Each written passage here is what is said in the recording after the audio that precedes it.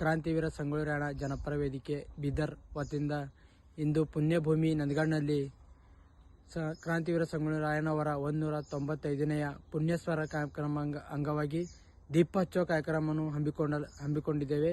ಈ ಒಂದು ದೀಪೋತ್ಸವ ಕಾರ್ಯಕ್ರಮದಲ್ಲಿ ಸಂಗೊಳ್ಳಿ ರಾಯಣ್ಣ ಹುಟ್ಟಿದ ಊರಿನ ಎಲ್ಲ ಯುವಕರು ಹಾಗೂ ಗಣ್ಯ ವ್ಯಕ್ತಿಗಳು ಕೂಡ ಆಗಮಿಸಿ ಹಾಗೂ ನಮ್ಮ ಬೀದರ್ ಜಿಲ್ಲೆಯಿಂದ ನಮ್ಮ ಸಂಘಟನೆಯ ಎಲ್ಲ ಸದಸ್ಯರು ಕೂಡ ಆಗಮಿಸಿ ಪುಣ್ಯಭೂಮಿ ನಂದಗಡ ಗ್ರಾಮದಲ್ಲಿ ದೀಪ ಹಚ್ಚುವ ಕಾರ್ಯಕ್ರಮವನ್ನು ಹಮ್ಮಿಕೊಂಡಿದ್ದೇವೆ.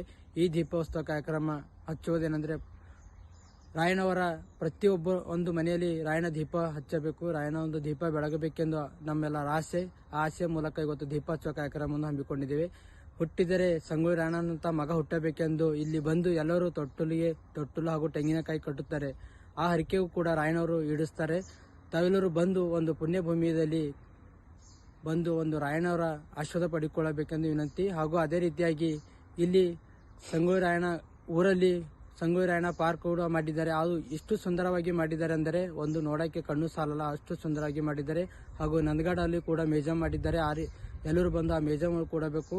ಈ ಒಂದು ದೀಪ ಹಚ್ಚುವ ಕಾರ್ಯಕ್ರಮದಲ್ಲಿ ಪಾಲ್ಗೊಂಡಿರುವ ಸುಭಾಷ್, ದಿಲೀಪ್, ಪ್ರದೀಪ್, ನಾಗೇಶ್, ವಿಷ್ಣುಕಾಂತ್ ಹಾಗೂ ಮಹಿಳೆಯರು ಕೂಡ ಪಾಲ್ಗೊಂಡಿದ್ದಾರೆ. ಶ್ರೀದೇವಿ, ಕಾವೇರಿ, ಭಾಗ್ಯಶ್ರೀ, ಸಂಜನಾ ಹಾಗೂ ಇತರ ಗ್ರಾಮಸ್ಥರು, ಸಂಗೊಳ್ಳಿ ಗ್ರಾಮಸ್ಥರು ಹಾಗೂ ನಂದಗಡ ಗ್ರಾಮಸ್ಥರು ಕೂಡ ಈ ಕಾರ್ಯಕ್ರಮದಲ್ಲಿ ಪಾಲ್ಗೊಂಡಿದ್ದಾರೆ. ಇದೇ ರೀತಿಯಲ್ಲಿ ಮುಂದೂ ಕೂಡ ಸಂಗೊಳ್ಳಿ ಗ್ರಾಮ ಹಾಗೂ ನಂದಗಡಕ್ಕೆ ಬಂದು ತಾವೆಲ್ಲರೂ ಒಂದು ವಿಸಿಟ್ ಕೊಟ್ಟು ಎಷ್ಟು ಸುಂದರವಾಗಿದೆ ತಾವೆಲ್ಲರೂ ಬಂದು ನೋಡಬೇಕೆಂದು ನಿಮ್ಮಲ್ಲಿ ವಿನಂತಿ. ಹಾಗೂ ಎಲ್ಲ ಶಾಲೆ ಕಾಲೇಜುಗಳು ಕೂಡ ಒಂದು ಟೂರಿಸ್ಟ್ ಪ್ಲೇಸ್ ಇದೆ, ಆ ಕೂಡ ಆ ನಂದಗಡ ಭೂಮಿಗೆ ವಿಸಿಟ್ ಕೊಡಬೇಕೆಂದು ನಿಮ್ಮಲ್ಲಿ ಕಳಕಳಿ ವಿನಂತಿ. ಇಂತಿ ನಿಮ್ಮ ಪ್ರೀತಿಯ ಕ್ರಾಂತಿವೀರ ಸಂಗೊಳ್ಳಿ ರಾಯಣ್ಣ ಜನಪರ ವೇದಿಕೆ ಜಿಲ್ಲಾಧ್ಯಕ್ಷ ಅಮರ್ ರಾಯಣ್ಣ ವಡಗೈ.